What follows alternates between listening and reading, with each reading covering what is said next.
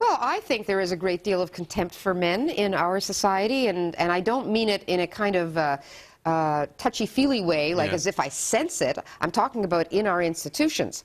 I've really had a good look over the years at our educational, legal, social service, health, and family court. Worst of all, bias against men is pandemic in our society.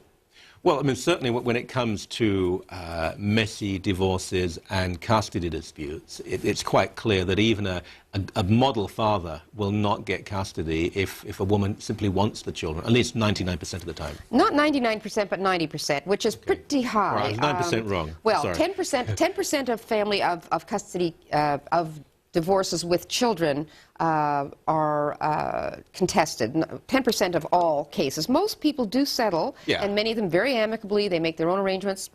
More power to them.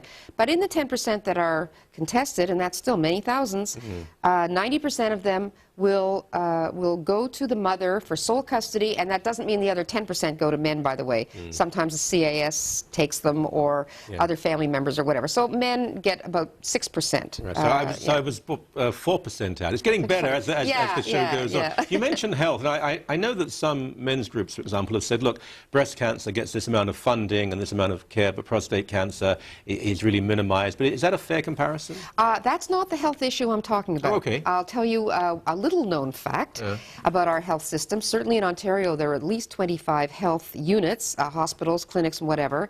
They have a policy. It's called Best Practices, put in by the registered nurses of Ontario. All 186,000 of them approved this.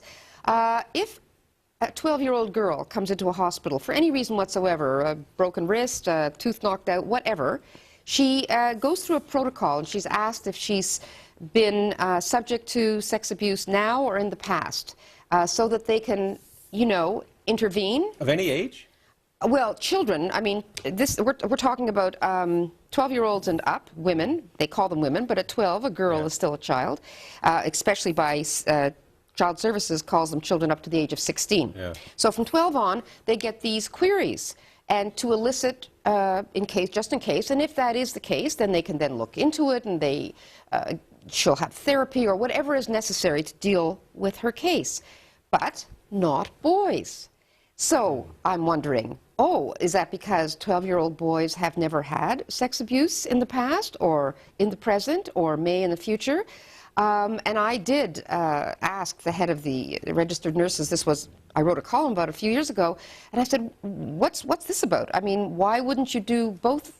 You know, well, we really don't know a lot about boys and how they react to sexual abuse. She didn't deny that it happens to boys, and under the age of 12, by the way, it's almost equal. You know, boys and girls, when they're quite young, are almost equally abused. And she had no reason. And she says, we really don't know a lot. So I Googled around, and within 2 seconds, I found several studies that had been done. There's absolutely no reason why public monies, if they're being spent on girls, shouldn't be spent. Now we have them coming out with elder abuse. I've seen the ads on TV. Okay, so a friend of mine who's very interested in this questioned them and said, I see, so when older women come in, you're going to be questioning them if they're being abused by their children or their, you know. Yes, we are. And what about older men? Will you also be questioning them? And suddenly he said, evasion hit the air. Yes, and so I'm not accusing them, because I have not personally spoken to anybody on this, but it would not surprise me if all the attention will be on older women.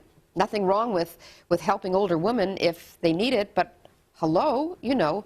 And Alzheimer's dementia, I mean, it doesn't discriminate between gender. You're completely vulnerable, whatever you're...